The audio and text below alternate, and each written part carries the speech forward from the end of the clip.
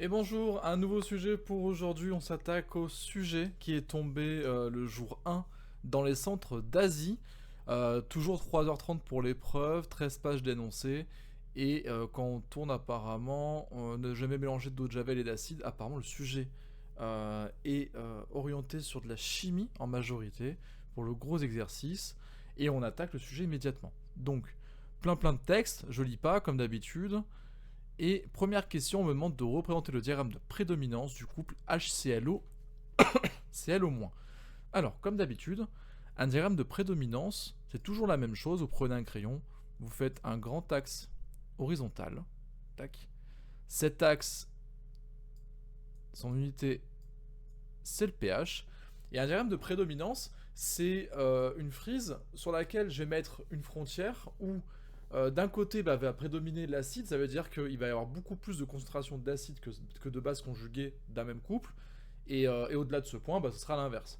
Donc du coup, le point précis que je cherche, la frontière précise que je cherche, c'est là où les concentrations sont égales, et ces concentrations sont égales pour un chiffre bien particulier, c'est ce qu'on appelle le pKa. Donc ici, il faut que je cherche le pKa du couple HClO-, et ce couple, est-ce qu'on le voit dans la question? Ah, je suis peut-être un petit peu descendu trop bas, voilà. Ce couple, il est donné ici. Tac. Donc à 7,5, je peux mettre ma limite. C'est le point où si le pH est égal à 7,5, on a égalité entre les concentrations d'HClO- et de HClO et de ClO-. Donc on est parti. Qu'est-ce que j'ai ici? Là, j'ai ce qu'on appelle le domaine de prédominance de l'espèce acide. L'espèce acide de mon couple, celle qui est à gauche. Domaine de prédominance, c'est un couple acide-base, donc du coup à gauche l'acide et la base à droite. Domaine de prédominance de HClO. Pardon, c'est pas un L majuscule, c'est un L minuscule, parce que c'est un chlore. Et ici, je vais le mettre en rouge. Ça, c'est le domaine de prédominance de ClO-. Hop. Donc ça veut dire que si je commence à colorier un petit peu, le domaine que j'ai là en rouge ici, ça, c'est tout le domaine de prédominance de ClO-. C'est-à-dire qu'au-delà de pH égale 7,5, ce domaine montrera, enfin cette gamme de pH donnera du coup une plus grande concentration en ClO-. Vous rencontrerez beaucoup plus en probabilité un ClO- qu'un HClO. Et plus vous éloignez, moins il y a de chances d'en trouver. Et donc, symétriquement, à gauche, vous avez le domaine de prédominance de HClO. C'est-à-dire que en dessous de 7,5, j'aurai plus de probabilité de trouver HClO que ClO-. Encore une fois, comme d'habitude, vous avez aussi une frontière ici à pKa-1, donc 6,5, et pKa plus 1, 8,5. C'est là où on va vraiment dans le supérieur. Il y a des profs peut-être qui le font avec vous. Dans le supérieur, vous allez vraiment avoir ici le vrai domaine de prédominance de ClO-. Là, en deçà, vous avez ici le vrai domaine de prédominance de HClO. Et en fait, cette zone qui est ici, on l'appelle une zone de codominance. En fait, on va considérer que la vraie prédominance est quand la concentration de l'un est égale à 10 fois la concentration de l'autre ou plus. Et cette zone, du coup, est définie comme étant commençant à pKa-1 pour la dominance de l'acide et à pKa plus 1 pour la dominance de la base. Indiquer l'espèce du couple HClO-ClO- prédominante dans l'eau de Javel. Donc on vous dit que l'eau de Javel ici, hop, a un pH qui est compris entre 11,5 et 12,5. Donc si je viens mettre, hop, je vais mettre du vert. Donc si l'eau de Javel c'est entre 11,5 et 12,5, je vais commencer à me mettre environ là où c'est d'intérêt. Donc le pH, hop, c'est très grossier, mais le pH 11,5, 12,5 il est par ici, hop, et on est en plein dans le domaine rouge, donc ici, l'espèce du couple qui va être prédominante dans l'eau de Javel, c'est Cl au moins. 3. Justifier que dans la solution... Oui, on l'a. Justifier que dans la solution SM... Non, on l'a plus, pardon. Les ions hypochlorites ont presque tous été transformés en acide hypochloreux. Alors, la solution SM... Elle est juste au-dessus. On dit que l'étudiant mentionné dans l'introduction a mélangé 1 litre d'eau de javel avec un volume identique d'acide chlorhydrique ménagé HClO, H3O+, Cl-. Avant le mélange d'eau de javel avec concentration d'ion hypochlorite CO de 0,40 mol par litre, après le mélange, la solution obtenue que l'on note SM a un pH voisin de 0. C'est un dingue. Faut pas mélanger ça, hein. Faut pas mélanger ça. Si vous voulez mourir, c'est la meilleure manière, hein. Donc ne faites jamais ça. Il y a un gros dégagement normalement de Cl2 et vous pouvez vous faire intoxiquer ou asphyxier. Ça dépend combien vous en respirez, mais ne faites pas ça, hein. C'est dangereux, hein. Donc, ça veut dire que si la solution SM, ici, a un pH qui est voisin de 0, alors on est clairement ici désormais. Pourquoi j'ai pas fait une flèche comme ça tout à l'heure? La différence entre mes deux flèches est alarmante. pH voisin de 0, donc on est ici. Et bien on est clairement en HClO maintenant.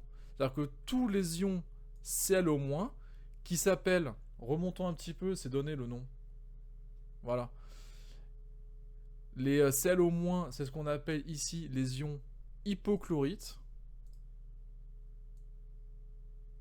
Ont tous été transformés ici en HClO. Ça veut dire que les ions HClO, c'est donné ici, c'est de l'acide hypochloreux.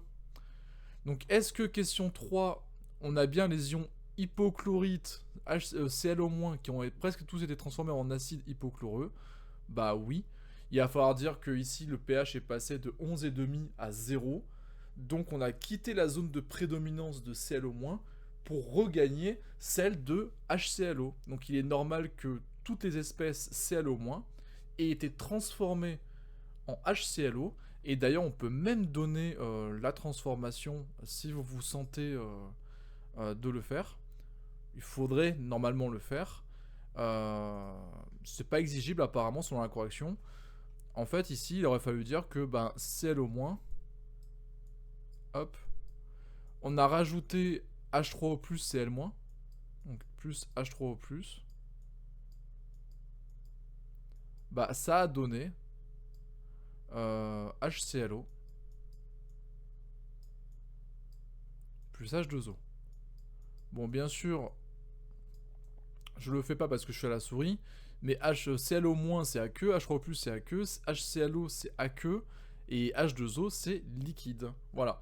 Si vous avez mis tout ça, normalement, vous avez tous les points, il n'y a aucun problème, hein. Et d'ailleurs, ceci là n'était pas exigible, mais c'est mieux si vous le mettez.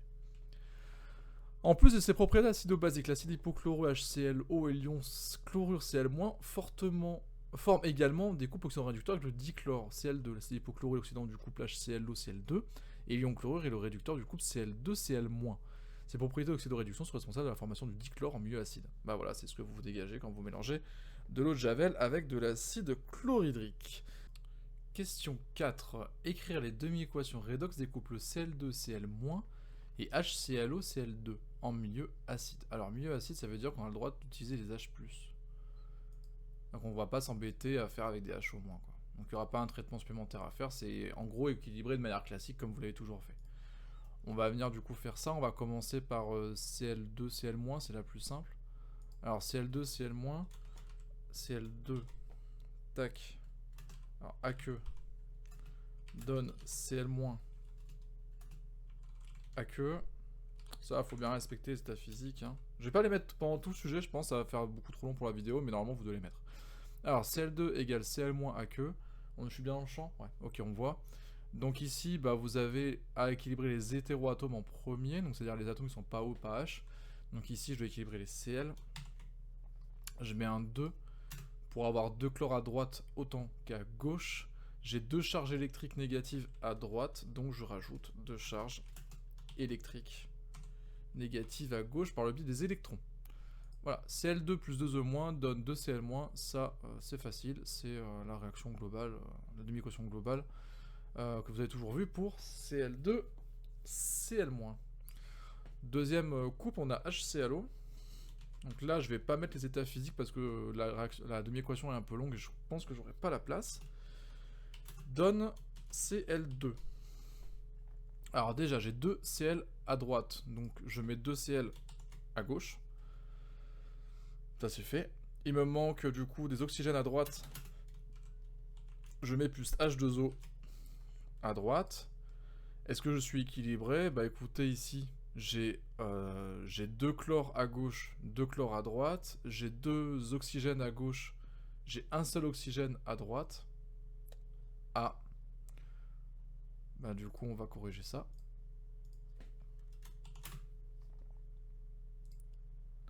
Deux H2O maintenant. Est-ce que j'ai fini? Alors du coup, les chlores, c'est bon. Hop.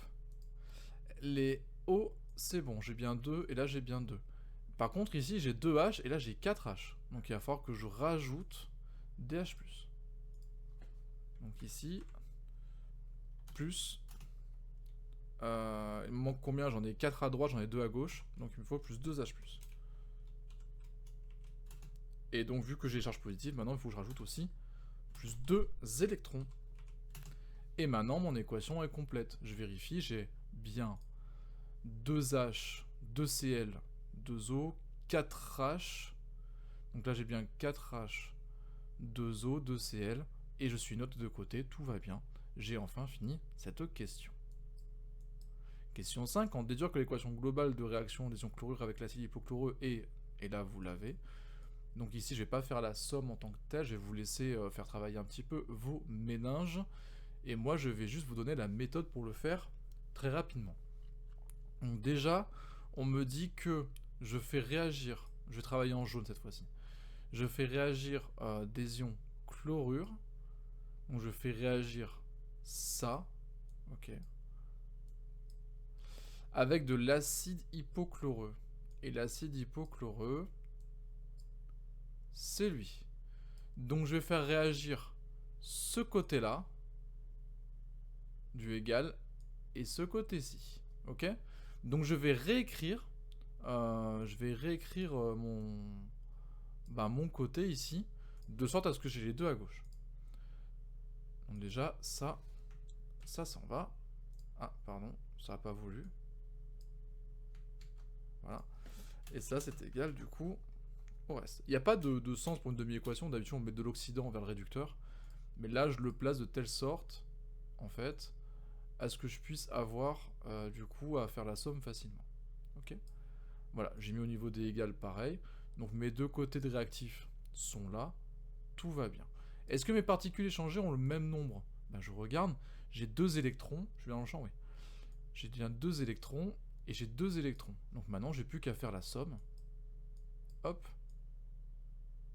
Et je regarde ce que j'ai ici. Et ce que j'ai ici, normalement, doit être égal à ce que j'ai là. Alors, j'ai 2 HClO plus 2H+, plus 2Cl-, donne Cl2 et Cl2, ça fait 2Cl2 plus 2H2O. Donc ici, c'est bien, parce qu'il va falloir que je simplifie par 2. Ça veut dire que j'ai HClO plus Cl-, enfin je vais le dire dans l'ordre. Donc j'ai bien Cl- plus HClO, ok, plus H+, ah, là on va faire une petite mise à jour, plus Cl2, plus H2O. Ok, mais H2O, il y a un 2 ici. Donc la seule manip qu'il va falloir faire, c'est qu'au lieu d'avoir H+, ici, bah en fait, je vais rajouter de chaque côté H2O. Ok. Donc je vais modifier. À la place d'avoir H+, je vais rajouter H2O. On va pas le modifier comme ça. En gros, je vais rajouter H2O de chaque côté. Ok, donc là, je rajoute H2O. Et là, ici, à la place d'avoir 2, je vais avoir 3. Ok. Donc du coup, bah, j'ai rajouté H2O de chaque côté, sauf que H2O plus H+, ça donne H3O+. Et que je vais avoir un H2O en plus de l'autre côté. J'en avais qu'un seul, je deviens 2. Donc ça, c'est bon ici. Et au lieu d'avoir H+, et H2O, j'ai H3O+. Donc c'est bon, j'ai celui-là également. Et je retrouve bien, du coup, mon équation globale. Ça, je vais le mettre Je vais mettre un petit corrigé au-dessus bien plus clair. Comme ça, vous aurez quelque chose sur lequel poser votre regard pour votre compréhension. Question 6. Il y avait du texte ici. Hein. Montrer que la valeur de la quantité de matière en dichlore NCl2 théoriquement produite par la transformation est de 0,40 mol. Alors, la réaction, c'est celle-ci. Hein. On va devoir reprendre la même. Bon, je vais nettoyer un petit peu mon bazar. Donc, la réaction, elle est donnée ici. Et on me dit que l'acide hypochloreux, est le réactif limitant. D'accord. Donc ça veut dire que j'ai transformé la totalité de mon acide hypochloreux. On est sur une transformation totale. Ok. Si l'acide hypochloré est le réactif limitant et que vous avez équimolarité entre les différents réactifs, ça veut dire qu'il faut autant de moles de l'un que pour l'autre pour les faire réagir. C'est-à-dire que j'ai le même dosage en ingrédients, si vous voulez, de réactifs. Donc ça veut dire que si je fais mon tableau d'avancement, ici, Xmax, hop, Xmax, N HClO initial moins Xmax égale 0, donc Xmax est égal à la quantité de matière de N HClO, et ça fait 0,40 mol.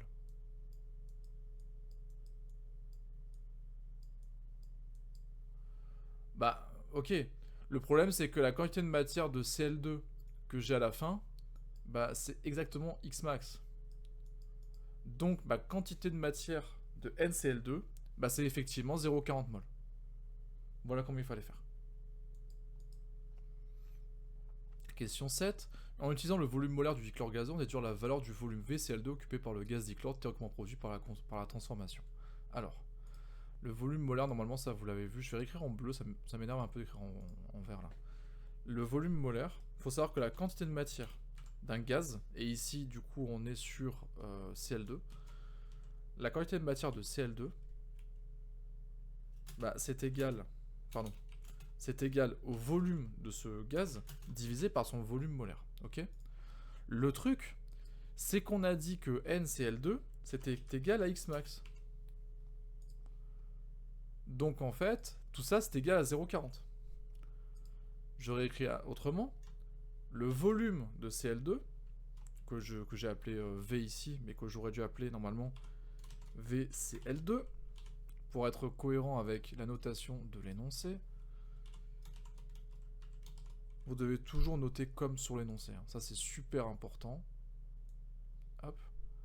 Voilà, donc VCl2, bah, c'est égal, je fais passer le Vm de l'autre côté, c'est égal à NCl2, ou à Xmax, c'est pareil, fois Vm.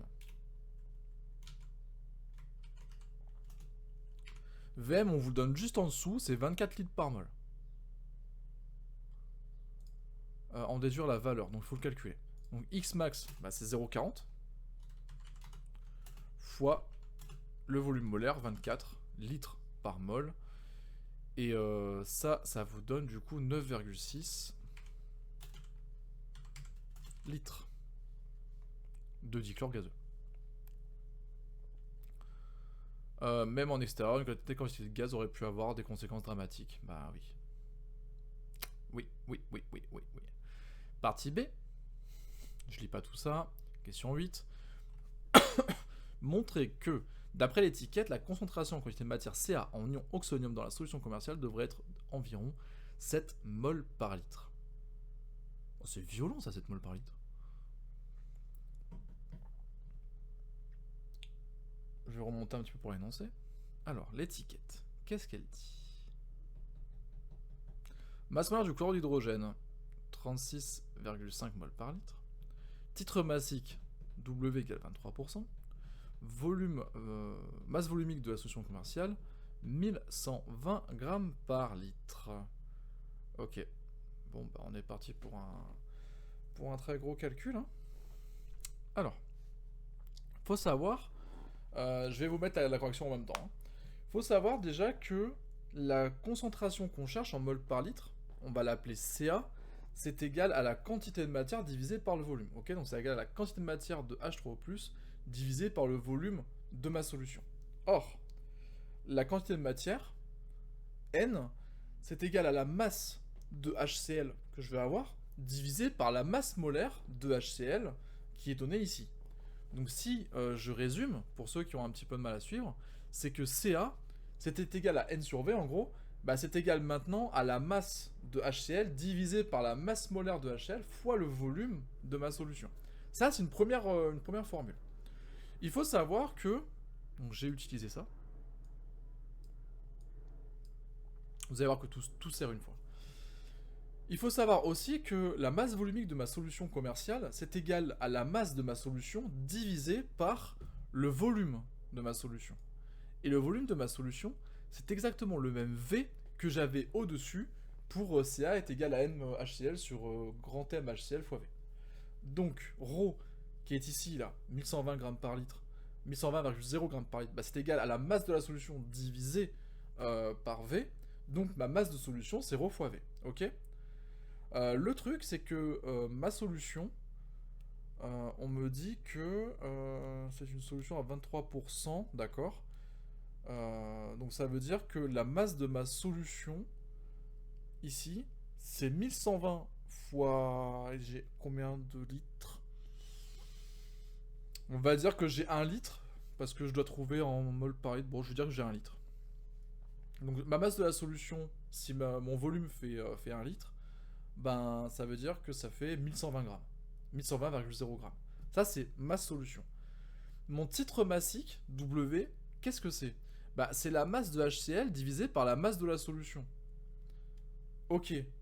Sauf que ma masse de HCl, souvenez-vous, c'était égal à Ca fois MHCl fois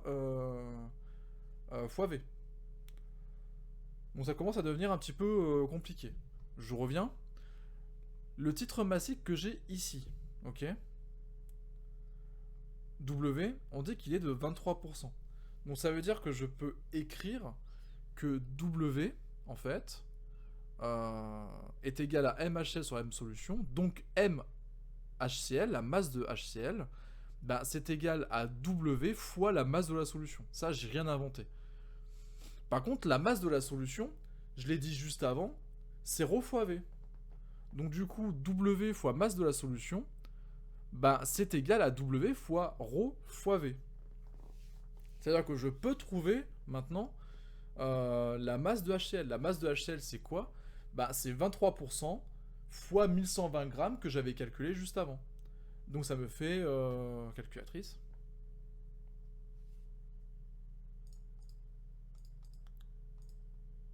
Ok. Ça me fait 257,6 grammes. Ça, c'est ma masse de HCl. Ok. Maintenant, je reviens au début. Ca, j'ai dit que c'est MHCl divisé par la masse molaire de HCl fois V. Donc ça veut dire que je peux remplacer MHCl que je viens de calculer. Je peux remplacer en bas ben, M, la masse molaire de HCl. Et mon volume, bah en fait, mon volume, je l'ai pas vraiment, donc il va falloir que je traite un petit peu plus ma donnée. MHCl, qu'est-ce que c'est? On a dit que c'est W, titre massique, fois ma masse volumique, fois V. Ok. Mais Ca, c'est égal à MHCl, donc W ρ V, divisé par MHCl fois V. Et là, mes volumes s'en vont. Ça veut dire que mes volumes, en fait n'entrent pas en compte dans Ca. Dans ce calcul. Donc ça veut dire que Ca maintenant c'est le titre massique fois ma masse volumique divisé par la masse molaire en HCl. Ok. Maintenant, ben la réaction elle est totale. Bah oui, HCl c'est un acide fort donc la réaction elle est totale. Donc ça veut dire qu'il se forme autant d'ions H3O+ que ce que j'ai apporté en HCl. Donc ça va. Donc ça veut dire que Ca finalement, bah, c'est bien 23% fois 1120,0 grammes par litre divisé par la masse molaire de mon produit, enfin de mon réactif, pardon, HCl, donc 36,5.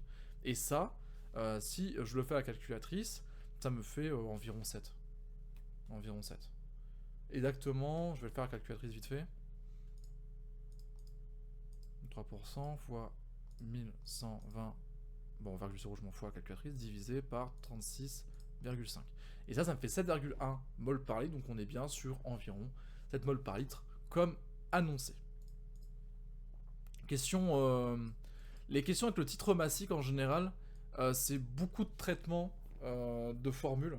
Et ça, il faut vraiment vous entraîner sur des sujets avec le titre massique si vous n'y arrivez pas, parce que si vous tombez sur ce sujet-là, bah, il va falloir faire avec. Après, on est sympa dans ce sujet. On vous dit de prouver que c'est une valeur, donc si vous ne l'avez pas trouvé, vous la réutilisez pour la question suivante.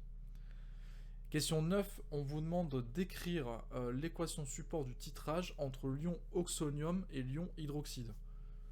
Bon, bah quand vous dosez de l'ion oxonium, H3O+, ça va, hein. Aqueux, plus HO-, aqueux, bah ça c'est une réaction qui est totale. Enfin, qui est... Ouais. Franchement, elle est quasiment totale. Il y a l'autoprotolyse de l'eau qui vient à l'inverse, mais c'est... Voilà. Et ça donne du coup H2O en liquide. Attention, c'est pas équilibré. Ah, il y a un 2. Pour aller ce titrage, blablabla, encore des données. Calculer le volume... Pardon, je vais laisser les données à l'écran. Calculer le volume de solution commerciale à prélever pour préparer 1,0 litre de solution S. Bon, on va faire une dilution, c'est ça? Pour réaliser le titrage, blablabla. Parce qu'en général, on ne titre jamais la solution entière, on titre avec une dilution. Pour réaliser le titrage, on utilise une solution de soude fraîchement préparée de concentration Cb est égale à 2,010-2 mol par litre. Par ailleurs, on ne titre pas directement la solution commerciale acide chlorhydrique, on prépare une solution S par dilution d'un facteur 500 de la solution commerciale et on titre un volume VS 20,0 ml de la solution S, donc la solution diluée. Donc, premièrement, il va falloir que je détermine un petit peu le volume de solution commerciale à prélever pour préparer S. Ok. Donc en fait, ce qui m'intéresse, je prends une autre couleur de fluo, je travaille en bleu cette fois-ci. Hop. C'est ça qui m'intéresse. Donc en gros, lors de la dilution, vous savez que vous avez conservation de la quantité de matière, ça veut dire que N de la solution mère est égal à N de la solution fille. Le truc, c'est que ce qu'on a de la solution mère, j'écris en bleu, s'il vous plaît.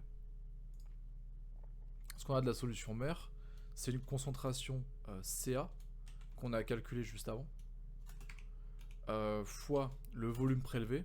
Le volume prélevé, c'est ce qu'on cherche, et je vais l'appeler VA. Et ça, c'est égal à Cb, la concentration du coup qu'on veut arriver. Mais concentration qu'on veut arriver, on a dit que c'était Ca sur 500. Donc c'est Ca. Je vais le faire après. Je vais faire Ca après parce que ça va m'embêter au niveau de la notation. Alors on veut préparer combien? On veut préparer un certain volume V. Et ça c'est fois Ca divisé par 500. Pour la notation, je vais voir après. Alors, qu'est-ce qu'on veut le volume de solution commerciale à prélever du coup, c'est ça qu'on cherche. On cherche VA. Pour préparer 1 litre de solution S, et bien ça, je l'ai appelé V. Ok, il n'y a pas besoin de le nommer, donc j'ai pas... si vous voulez l'appeler VB, allez-y. Si vous voulez l'appeler V tout court, voilà. Juste l'appelez pas VS pour volume de la solution phi, parce que VS est déjà pris ici. Ok, donc attention. C'est le seul truc que je vous demande de ne pas faire. Ça veut dire que si je transforme ça pour avoir VA, en fait VA, je dois passer le CA de l'autre côté. Et le CA, du coup, de l'autre côté, il était fois, il devient divisé. Et ici, vous avez V fois CA divisé par CA fois 500. Bon, les CA se suppriment. C'est pratique l'informatique. Et donc VA est égal à V sur 500. Ok, donc du coup, VA c'est égal à V sur 500, V c'est égal à 1 litre. Hop. Donc c'est égal à 1 divisé par 500. Et 1 divisé par 500, bah ça fait exactement 2 10-3 litres. Donc 2,0 millilitres. Pourquoi je garde deux chiffres significatifs? Parce que ici j'étais un peu vite. C'est 1,0 divisé par 500, donc j'ai exactement deux chiffres significatifs. Question 11. Proposer un protocole expérimental pour préparer 1 litre de solution S en précisant la verrerie utilisée, nature et volume. Alors, vous prenez votre solution commerciale, vous en versez dans un bécher. Ça, c'est la première chose à faire. Vous allez prendre une pipette jaugée. La pipette jaugée doit faire exactement 2 ml. Et vous allez venir prélever, du coup, à l'aide d'une propipette adaptée sur cette pipette jaugée, la solution S à raison d'un volume VA 2 ml. Ça, on le met dans une fiole jaugée. Et la fiole jaugée, elle doit faire 1 litre. Donc c'est une grosse fiole jaugée. Cette fiole jaugée de 1 litre, vous allez déposer aux 2 ml de solution mère à l'intérieur. On va mettre de l'eau distillée jusqu'au tiers, au quart, aux 2 tiers, aux 3 quarts, à la moitié. Faites ce que vous voulez, tant que c'est un volume décent avant le trait de jauge. Vous bouchez, vous agitez. Vous débouchez, vous ajoutez de l'eau distillée jusqu'au trait de jauge. Et enfin, vous bouchez, vous réagitez. Et c'est terminé. Ok ? Important de dire que vous n'allez pas jusqu'au trait de jauge directement. On prélève à la pipette jaugée. Oh putain, on vous aide. Hein. Un volume VS 20 ml de la solution S et on réalise le titrage avec suivi pH métrique. Document 2, page 5 rassemble les mesures de pH représentées en fonction du volume VB dessous de versé. La dérivée des pH sur DVB est également représentée. Ah, cool. Et on vous dit, question 12, de vérifier que la concentration en ion oxonium de la solution commerciale d'acide chlorhydrique est bien celle estimée à la question 8. Alors, la dérivée, elle est là à votre droite. Ça veut dire que là, ici, tac, au maximum de cette dérivée, si je prends son abscisse, 14, bah c'est mon volume équivalent. Trop bien, non? Donc après, vous auriez pu faire avec la méthode des tangentes, et vous auriez trouvé que à pH égale 7, bah vous avez effectivement ici 14 en volume équivalent, donc vous retrouvez bien la même chose. Donc ici, là, du document que vous avez là, vous pouvez tirer que VE est égal à 14 ml. Ok? Ça, c'est votre principale information que vous tirez de là. Maintenant, vous avez que... Il faut que je remonte un petit peu. VS, c'est 20 ml. Ok? Donc ça, c'était ma solution de départ. Donc VS égale 20 ml. Hop.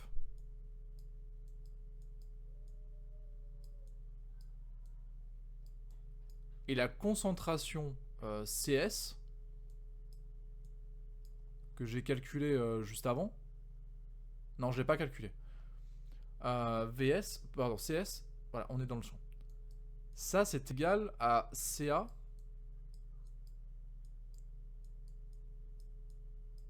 sur 500. Ok? Et on vous demande de calculer la concentration en oxonium de la solution commerciale d'acide chlorhydrique et bien celle estimée à la question 8. Ben... Normalement, la chose là qu'on a utilisée pour doser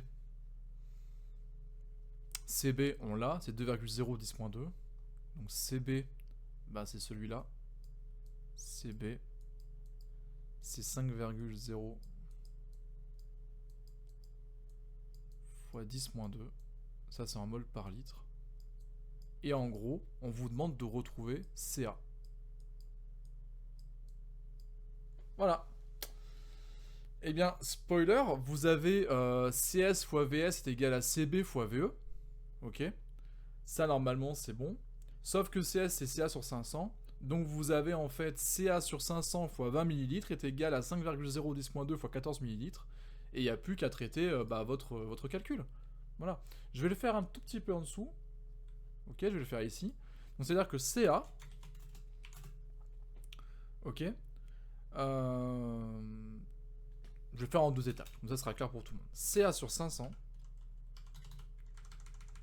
fois VS. Donc VS fois CA sur 500 est égal à CB fois VE. Ok?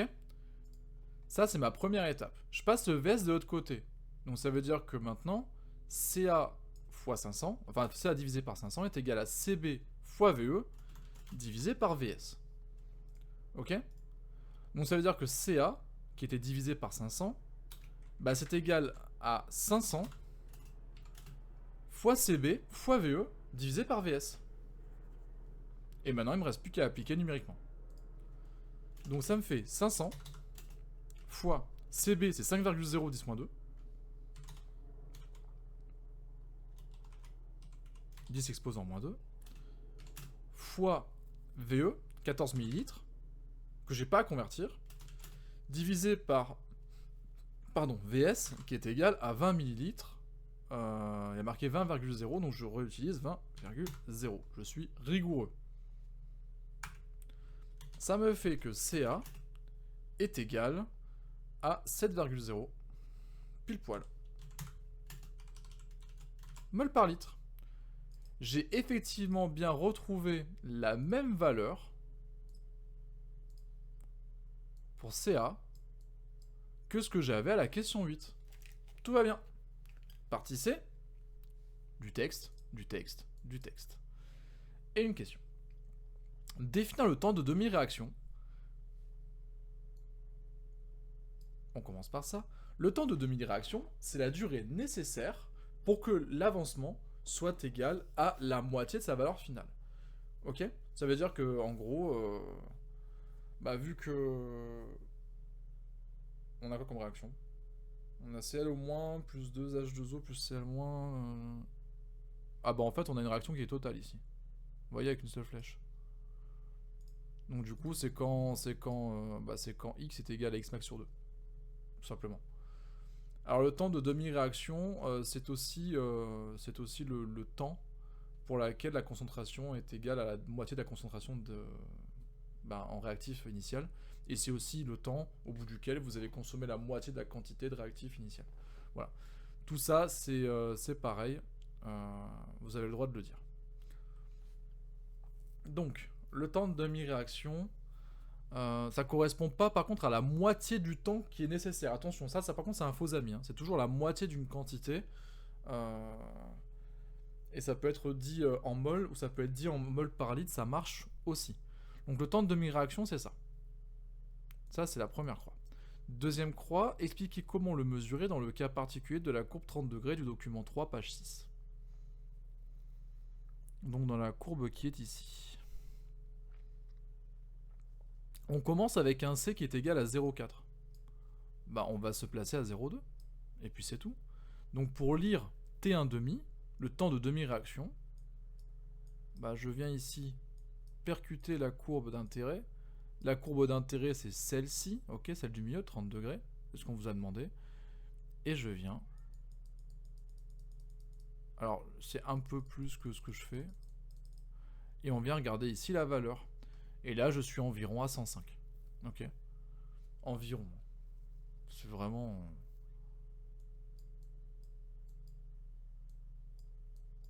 105 jours. Parce que le T est en jour. Attention.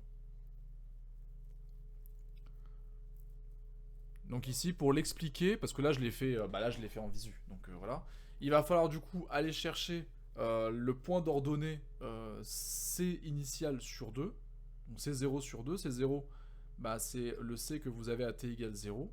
Donc c'est le point d'abscisse 0,4, 0. 0, 0,4. Et 0,4 par 2, ça fait 0,2. Maintenant, je vais voir quel est l'antécédent qui donne, par rapport à la courbe 30 degrés, une image à C égale 0,2.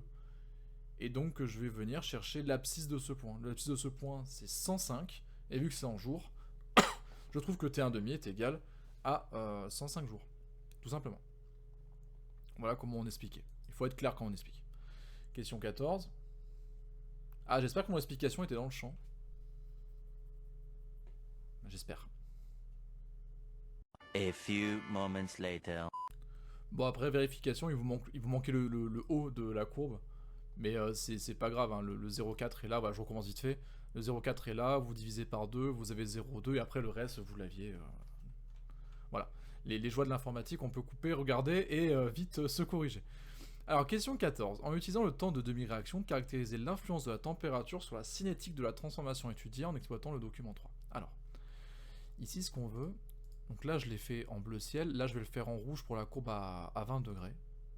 Hop. Pour la courbe à 20 degrés, 0,2. Hop, je percute avant.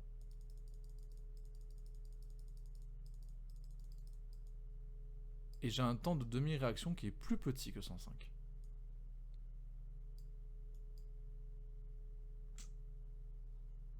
J'ai mal écrit. J'ai un temps de demi-réaction qui est inférieur. Donc T1,5, ici, il est apparemment inférieur à 105. Ah, par contre, pardon, c'est pas une courbe à 20 degrés ici, c'est une courbe à 35 degrés. Donc ça, c'est pour 35 degrés. Ça ici, c'est pour 30 degrés. Et maintenant, en violet, là, je vais faire pour la troisième.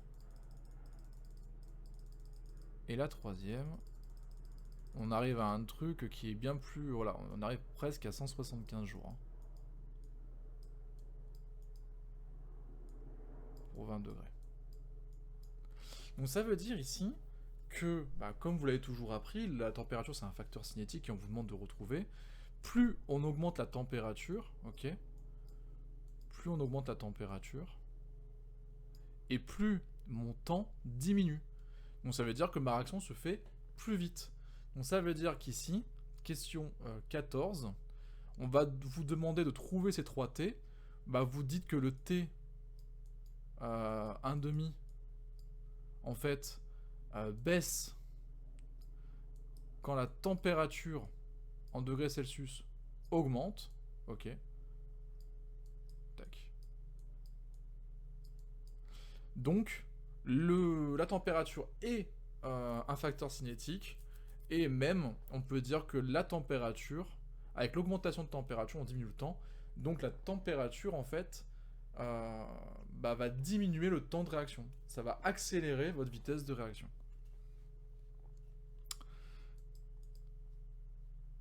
Question 15. Justifie la recommandation garder au frais. Le but du jeu pour l'eau de Javel, parce que là, je sais pas si vous avez compris ce que disait ce document, c'est que ici, c'est l'évolution de la concentration en ions hypochlorites. Les ions hypochlorites, souvenez-vous, c'est les ions Cl-. Vous savez, ceux qu'il y a dans l'eau de Javel, à pH très élevé, en milieu basique. Ceux-là, là, qui sont dans ce domaine-là, vous avez vu que si on les laisse trop longtemps, en fait, ça baisse jusqu'à qu'il n'y en ait plus. Donc, c'est-à-dire que l'eau de Javel, finalement, en fonction du temps, va devenir de moins en moins concentrée en Cl- et va perdre son pouvoir nettoyant, en fait. Donc, ça veut dire que ici, moi, ce que je veux, là, ça, ici, tac, le point qui est là, mon eau de Javel, elle est bien neuve, et là, ici, elle est bien non utilisable. Donc ça veut dire que ce que je veux, moi, c'est éviter que ça décroît. Et comment ça décroît le moins possible, c'est quand ma vitesse de réaction pas désintégration, n'importe quoi. Ma réaction de consommation des ions hypochlorites doit être défavorisée. Je dois essayer de cinétiquement bloquer la dégradation de mes ions hypochlorites en acide chloreux, par exemple, ou etc. Moi, ce que je veux, du coup, ça va être, au contraire, de ne pas favoriser la réaction. Donc moi, je veux une température qui soit méga basse. Donc si là, il me faut 175 jours, en fait, c'est votre date de péremption, hein, tout simplement. Hein. À 35 degrés, votre eau de Javel, elle dure même pas 3 mois. À 30 degrés, c'est 3 mois. À 20 degrés, 175 jours, ça fait presque 6 mois. À 0 degré, par exemple, si je la mets au congèle, ça va être beaucoup plus long. Bon, après, on met pas de l'eau de Javel au congèle, hein, s'il vous plaît, ne faites pas ça. Mais le fait de conserver au frais, donc de ne pas le mettre à la lumière en plein été, par exemple, ça va vous permettre de ne pas racheter un bidon d'eau de Javel dans 15 jours. C'est quand même vachement sympa. La bouteille d'eau de Javel utilisée par l'étudiant était ouverte depuis 18 mois et a été conservée à une température de 20 degrés. Alors ça, je vois ce que ça veut dire. Ça veut dire que je vais avoir besoin de la place. Et je vais avoir besoin, du coup, de faire un petit peu le vide dans tout ce que j'ai fait ici. Donc, justifier question 16 que cela peut expliquer la faible quantité de gaz produite lors de l'accident. Donc en gros, on est sur un élève qui a mélangé de l'acide chlorhydrique et de l'eau de Javel.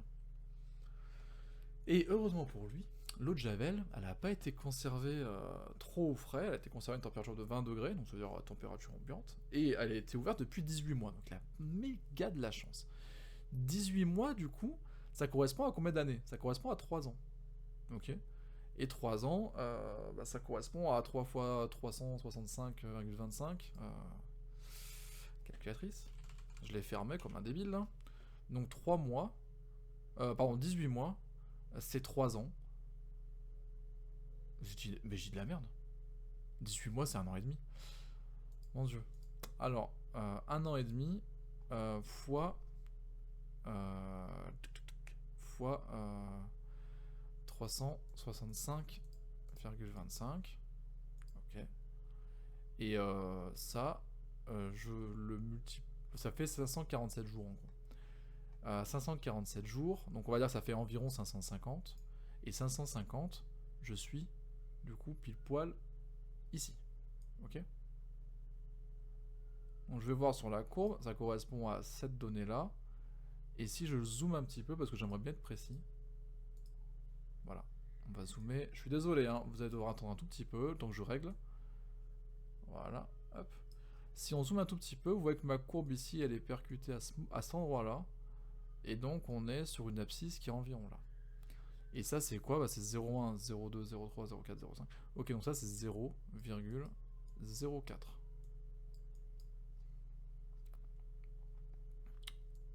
En concentration en mol par litre. Je reviens à un zoom plus adéquat. Ok. Donc ça veut dire que si j'étais à 0,04 mol par litre, ça c'était ma CA, bah je vais devoir du coup retourner je vais retourner à... Ouais bon.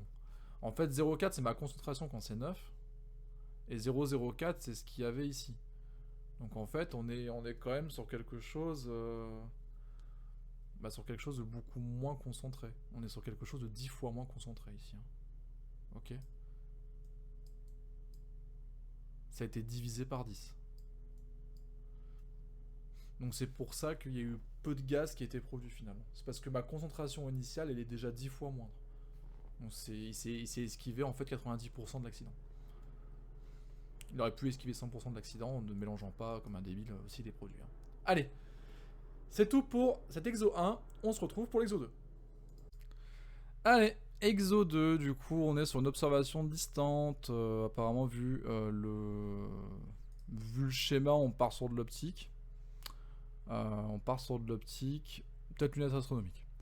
Bon, ça c'est du texte, je lis pas trop. Question 1, on la voit ici. Montrer que la valeur de l'angle θ lorsque l'observateur cherche à observer une pale de l'éolienne à l'œil nu est de 2,3 10 puissance -4 rad. Donc ça veut dire que, enfin je lise un petit peu, je cherche une éolienne. L'éolienne, elle est haute de quelque chose, ok. Il y a une distance ici qui doit être appelée dans le sujet d'une manière bien cohérente. Et j'ai la distance d'observation qui doit être appelée aussi d'une manière bien cohérente. En général, on va voir si je me trompe, hein, mais ça, c'est L, et ça, c'est D. Comme ça, vous avez une grosse formule du cours qui revient. Alors, ça je lis pas, c'est du blabla. Données, ça c'est important. Distance entre le lieu d'observation et la crête d'Arcaja. Est-ce que c'est là-haut, sur la crête d'Arcaja, qui est une éolienne? Bah je pense bien. Bon après c'est pas un super dessin, hein, mais voilà, les pales d'une éolienne situées sur la crête de l'Arcaja. Donc l'éolienne effectivement, on vous dit qu'elle est située à une distance D. Donc la distance D ici fait 195 km. Et la deuxième chose qu'on vous dit, le rouge est agressif je trouve. on vous dit que la longueur d'une pale de l'éolienne, c'est L égale 44 mètres. Donc ici, j'ai L qui est égal à 44 mètres. Ok?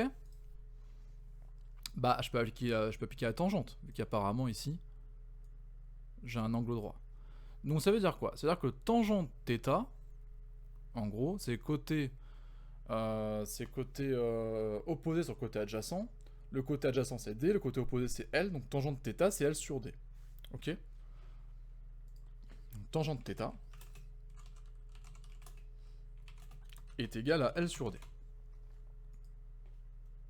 Voilà ce qu'il faut retenir. Sauf que, on est quand même sur, je pense, des très petits angles. Donc je vais pouvoir dire que tangente θ et θ, c'est environ la même chose. Donc ici, je peux dire que θ, hop, c'est L sur D. Et maintenant, bah, il n'y a plus qu'à calculer. Donc tangente θ, bah, c'est égal à L, on a dit c'est 44 mètres, divisé par 195 km, donc 195, 10 puissance 3. Et ça vous fait 2,3.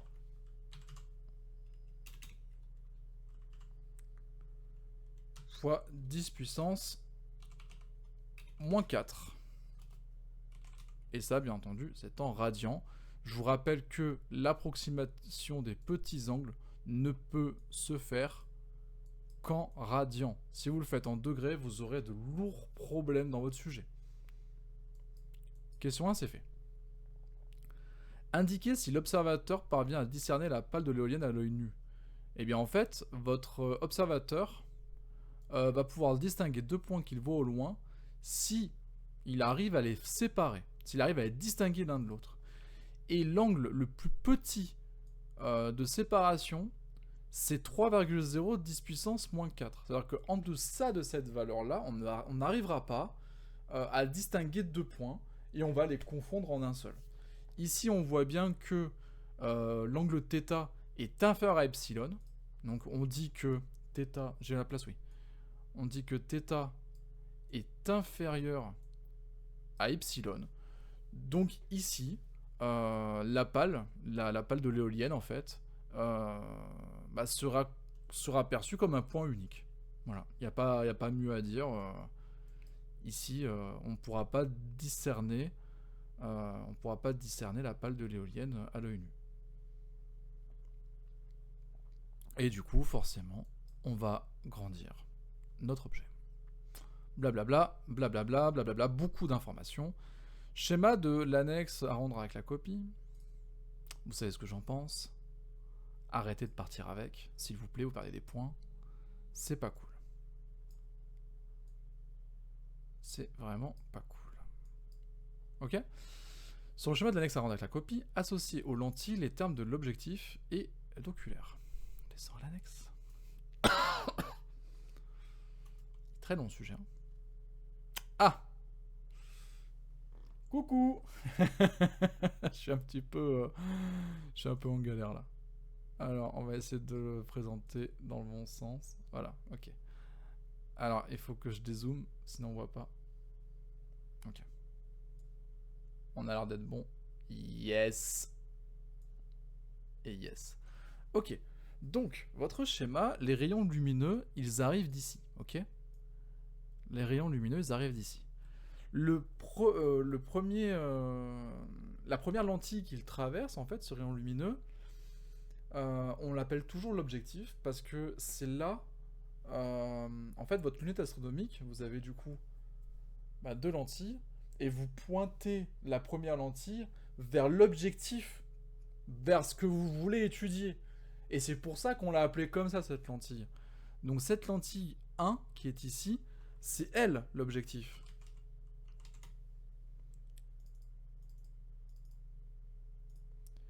Et la deuxième ici, c'est là où vous posez votre œil, et c'est elle qu'on appelle l'oculaire.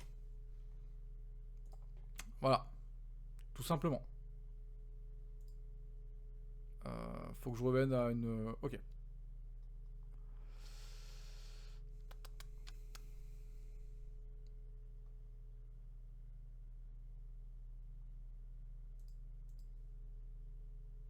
On revient à un zoom à peu près normal. Le principe d'une lunette afocale est de former l'image à l'infini d'un objet suivi à l'infini. Bon, ça s'appelle un système afocal. En expliquant le raisonnement suivi... Pardon, je suis descendu un peu bas.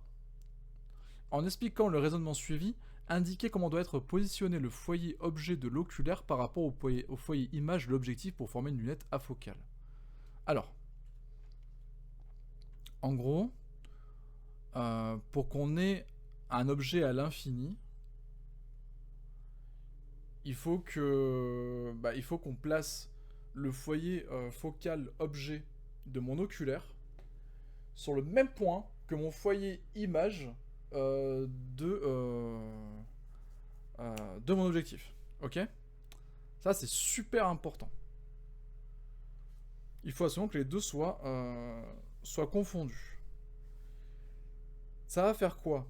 Bah, ça va faire en fait que tous les points qui arrivent de l'infini, quand ils vont traverser mon objectif, vont se croiser pile poil au niveau de mon foyer focal image. Ok ? Sauf que, vu qu'ils se sont tous croisés sur le point focal image de mon objectif, ça veut dire qu'ils sont tous issus du foyer focal objet de mon oculaire. Donc c'est comme si j'avais un objet sur le foyer focal de mon oculaire. Et par définition, si tous les rayons viennent du point focal objet de mon oculaire, alors ils ressortiront tous de mon oculaire à l'infini. Et donc vous avez bien un objet qui arrive avec des rayons à l'infini, depuis mon objectif, qui repartent à l'infini, depuis mon oculaire. Voilà le principe de fonctionnement de votre système afocal. Il n'y aura plus qu'à mettre ça par écrit, mais ça, je vous fais confiance de faire une belle phrase avec ce que je viens de raconter. Question 5. Placez sur le schéma de l'annexe à la copie les foyers focaux f2 et f2' de la lentille L2. On y retourne. Alors, ma lentille L2. Alors c'est facile, ici, je vais encore zoomer. En fait, vous avez une distance entre là, et vous savez que ici, pile poil là, bah vous avez F2. Si vous avez cette distance ici, je suis désolé, je fais ça à la main, je fais ça vraiment à l'arrache, c'est n'importe quoi. Hop. Voilà, vous avez du coup F2' qui est symétrique de F2 par rapport à O2. Donc F2'. Il est là.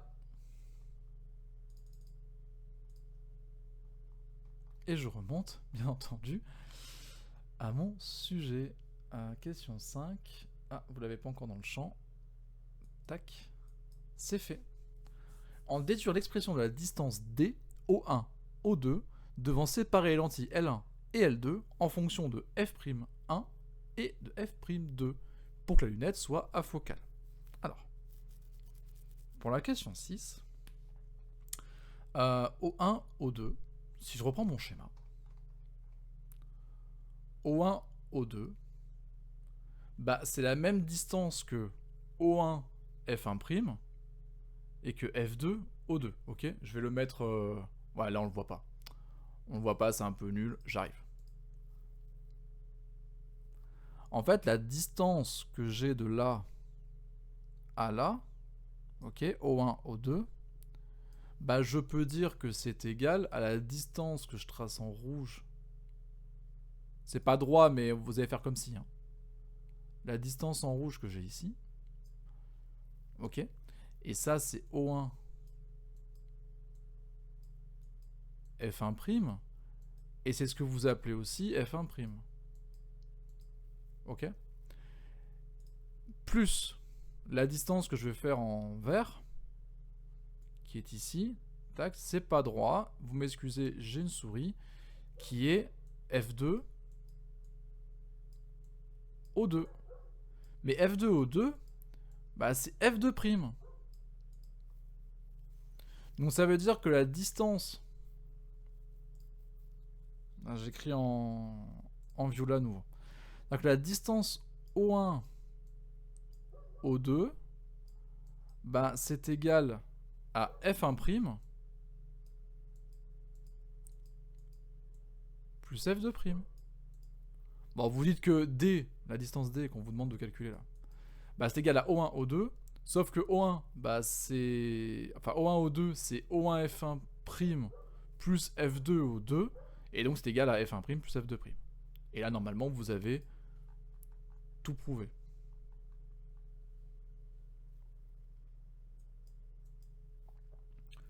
Pour déterminer l'expression du grossissement, on doit étudier le trajet des rayons provenant d'un point B lointain et hors axe optique. D'accord.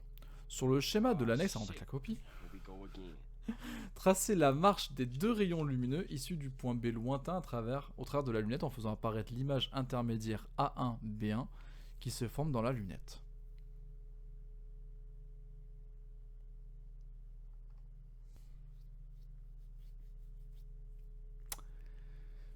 Je relis.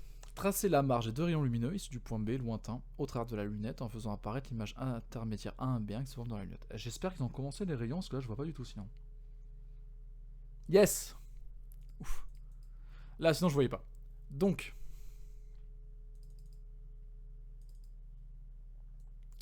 il faut que je continue. Ah, j'ai peut-être un peu trop zoomé. Il faut que je continue en fait la marche de ces deux rayons. Et donc, bah, il va falloir que je fasse un maximum de choses. Donc ça, vous l'avez pris. Je vais maintenant l'effacer. Sinon, bah, vous remontez la vidéo. Hein. Hop. Ouais, les gommes informatiques, c'est comme les gommes Montréal. Hein. Faut frotter un maximum avant que ça commence à agir. Ok. Donc ici, à travers O1, il n'y a pas de déviation. Donc ça, normalement, ça continue tel quel. J'ai pas de règle pour m'aider. Ah, c'est une horreur. Donc ici, ça continue tel quel. Ok. Et ça va continuer même au-delà de ça, il n'y a pas moyen que ça s'arrête. Donc je sais déjà que mon image intermédiaire A1, B1, que je vais mettre en couleur, je vais mettre en orange. A1, B1, il est ici. Ça c'est... pardon, c'est... Si, c'est A1, B1. B1. Et ça c'est A1. Et ce rayon-là, normalement, il ressort parallèle à l'axe optique. Ok. Enfin, il ressort parallèle, n'importe quoi. Il ressort parallèle à un rayon bien particulier. Et ce rayon bien particulier, je le ferai après. Donc ici, je repasse en violet. Je vais faire maintenant le rayon lumineux qui est issu de ça. Et qui doit passer par ici. Donc j'espère que je vais faire un truc pas trop dégueulasse. C'est pas top. Mais franchement, la souris, c'est vraiment acceptable. Je suis désolé, mais là, je suis presque content de moi, en fait. Ok. Maintenant, je vais faire un rayon particulier. Et ça, c'est un rayon que vous devez connaître. Que je vais faire ici, je sais pas, je vais faire en rose. Un rayon particulier, en fait, qui est issu de B1 et qui va passer par O2. Ce rayon particulier issu de B1 et qui passe par O2...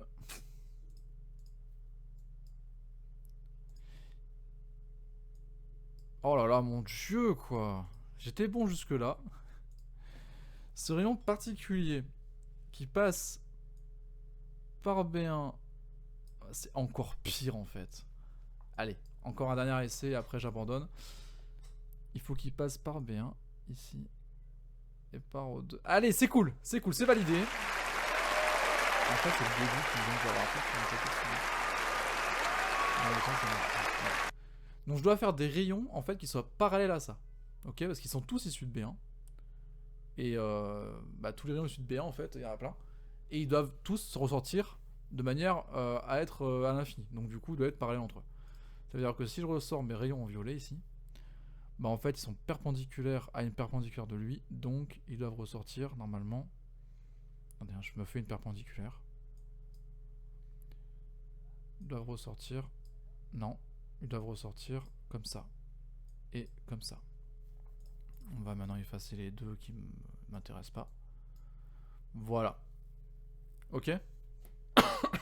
Voilà combien ils doivent ressortir. Bon, vous ignorez la fin, bien entendu. qui n'apparaît pas à l'écran, bah tant mieux. Donc voici comment ça doit ressortir. En gros, voilà comment vous devez avoir votre schéma. Et je reviens, du coup.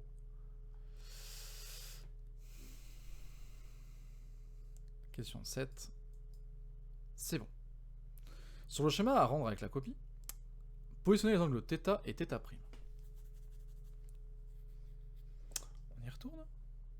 θ, c'est l'angle apparent que vous avez sans correction. Ça veut dire que c'est sans la lutte astronomique. Donc c'est en fait l'angle sous lequel vous voyez votre objet sans système. Donc si vous mettez votre œil à la place de l'objectif, bah le θ, en fait, c'est lui.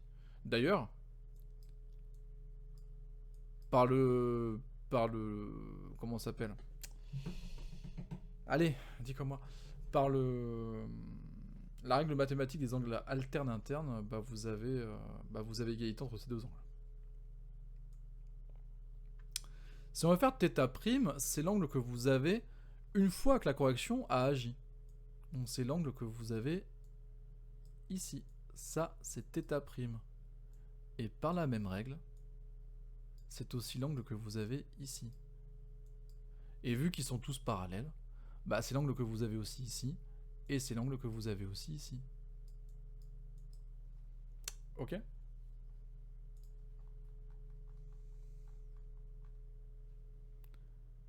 θ et θ', c'est bon. Je viens de faire la croix ici. En exploitant le schéma obtenu, montrez que le grossissement G peut être exprimé en fonction des distances focales des lentilles par la relation G est égal à f1' sur f2'. Alors, le grossissement G, ok, c'est égal à la nouvelle taille divisée par l'ancienne. Ok, ça c'est la première chose. Le truc c'est que on n'a pas toutes ces tailles et on peut l'exprimer autrement. On peut l'exprimer autrement, et en l'exprimant autrement, ça donne G, c'est une relation de votre cours, qui est égale à θ', l'angle sous lequel vous voyez le nouvel objet, divisé par θ. Alors, θ', si on regarde le schéma,